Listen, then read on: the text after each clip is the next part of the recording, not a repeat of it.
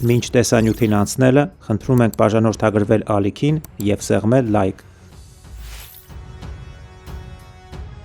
Հայաստանից դուրս եկող բոլոր կետերը հոսում են դեպի Ադրբեջան։ Միակը Դեբեդն է, որ Տավուշի մարզից անցնում է Վրաստան, բայց մի քանի տասնյակ կիլոմետր անց թեքվում է դեպի Ադրբեջան և միանում Կուր կետին։ Վերջին ժամանակներում պայմանավորված նաև գլոբալ տաքացումով, խմելու և ոռոգման ջրի լուրջ խնդիր է առաջացել Տավուշի մարզում և հարևան Ադրբեջանի Ղազախի, Աղստաֆայի և Թովուզի շրջաններում։ Խորհրդային վերջին տասնամյակներում այսօրվա Տավուշի մարզի կետերի վրա կառուցվեցին ջրամբարներ Հայաստանում և Ադրբեջանում։ Այդ ջրամբարներից մի քանիսը կառուցվեցին համատեղ օգտագործման համար խորհրդային երկու հանրապետությունների հենց սահմանին։ Դրանցից ամենամեծը Ջողասի կամ Բերքաբերի ջրամբարը շահագործվել է մինչև 91 թվականի ապրիլ և դադարեցվել հայ-ադրբեջանական հակամարտության պատճառով։ Թեև միջազգային տարբեր կառույցներ առաջարկում են հենց այս ջրամբարով սկսել հայ-ադրբեջանական համատեղ ծրագիր, որը հետագայում կարող է դուռ բացել խաղաղության համար, թվում է նման առաջարկները չեն կարող կյանքի կոչվել, հաշվի առնելով Բաքվի և Երևանի ռազմական հռետորաբանությունը։ Այսօր Տավուշի մարզից հոսող կետերի վրա Ադրբեջանը շահագործում է 5 ջրամբար՝ Քեմերլիի, Աբասբեյլիի, Աղստաֆայի, Թովուզի և Խնձորուտի։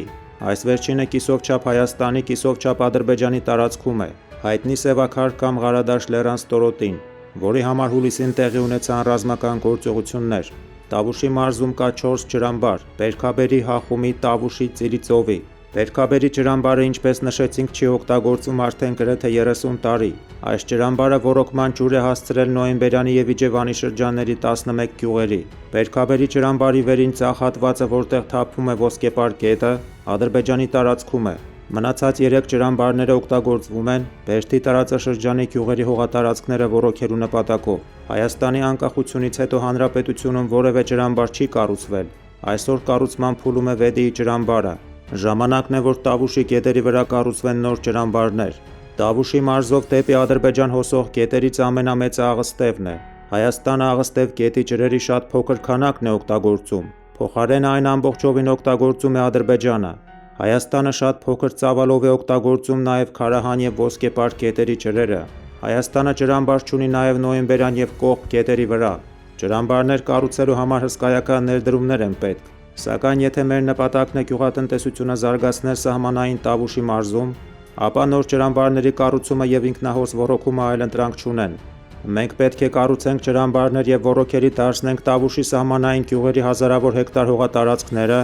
կամ շարունակենք հետևել դեպի Ադրբեջան հոսող ջրերի հոսքին։ Խնդրում ենք բաժանորդագրվել ալիքին և սեղմել լայք։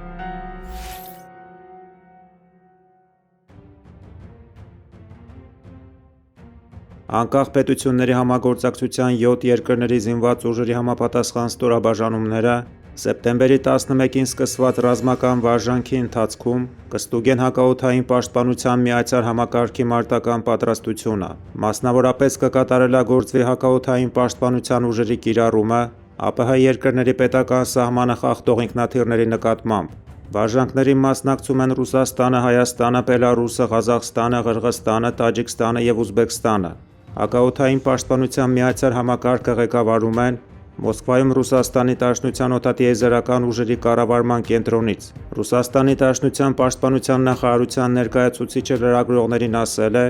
որ վարժանքի շրջանակում կմշակվեն օդային տարածության օգտագործման կանոնները խախտած օդանավերի, ԱՊՀ-ի մասնակից երկրների պետական սահմանները խախտած օդանավերի, առևանգված օդանավերի նկատմամբ, ինչպես նաև աղետի ենթարկված օդանավերի անձնակազմերին, օգնություն ցույց տալիս հակաօդային պաշտպանության հերթապահ ուժերի կիրառման հարցերը։ Վարժանքի ժամանակ գործի են դրված ավելի քան 130 հրամանատարական կետեր 7 երկրների տարածքում, 60-ից ավելի ինքնաթիռներ։ Այն, որ Հայաստանի և Ռուսաստանի միջև գոյություն ունի հակաօդային պաշտպանության միավորված տարածաշրջանային համակարգ, հայտնի է վաղուց։ Իսկ ինչ ձևաչափ է գործում ԱՊՀ անդամ պետությունների միջև այս ոլորտում։ Գուցե այդպիսի տարածաշրջանային հակաօդային պաշտպանության համակարգեր Ռուսաստանը ստեղծել է ոչ միայն Հայաստանի, այլև նշված մյուս երկրների հետ, կամ էլ սա ԱՊՀ-ի շրջանակներում ընդունված որոշումներից մեկն է անվտանգության ոլորտի վերաբերյալ։ Նկատենք, որ մասնակից 7 երկրներից 6-ը Հավաքական անվտանգության պայմանագրի կազմակերպության անդամ են։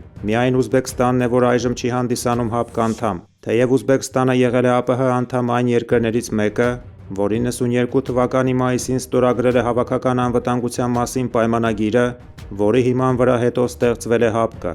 ընդ որում այդ փաստաթուղթը ստորագրվել է Ուզբեկստանի մայրաքաղաք Տաշքենտում։ Թեմայի շուրջ առաջին լրատվականի զրուցակիցն է ռազմական փորձագետ Հրաչ Պետրոսյանցը։ Հարց. Պարոն Պետրոսյանց, ինչու են նման վարժանքներ անցկացվում ԱՊՀ երկրների մասնակցությամբ։ Արդյոք գոյություն ունի միացյալ հակաօդային պաշտպանության համակարգ ԱՊՀ-ի մակարդակով, թե խոսքը ՀԱՊԿ համագործակցության շրջանակի մասին է։ Պատասխան. Ճիշտն ասած դժվարանում եմ ասել, բայց միանշանակ է, որ մենք ունենք հայ-ռուսական համատեղ հակաօդային պաշտպանության համակարգ, ու կարծեմ դրա մասին համաձայնագիրն արդեն մեր նոր իշխանությունը վավերացրեց։ Դեռ մի բան էլ քննադատություն եղավ հակառակ կողմից, թե դուք երբ ընդդիմություն եք քննադատում եք, իսկ հիմա հաստատում եք։ Ամեն դեպքում մենք հայ-ռուսական համատեղ համակարգ ունենք, բայց ինչ վերաբերում է մնացած երկրներին, նրանց հետ համաձայնագրերը սահմանափակվում են ոմանց դեպքում ՀԱՊԿ-ի շրջանակներում, եւ կա նաեւ ԱՊՀ-ի անվտանգության ինչ-որ համակարգ, որը կիսատ-պռաթերի համակարգ է, քանի որ այնտեղ խնդրահարույց բաներ շատ կան։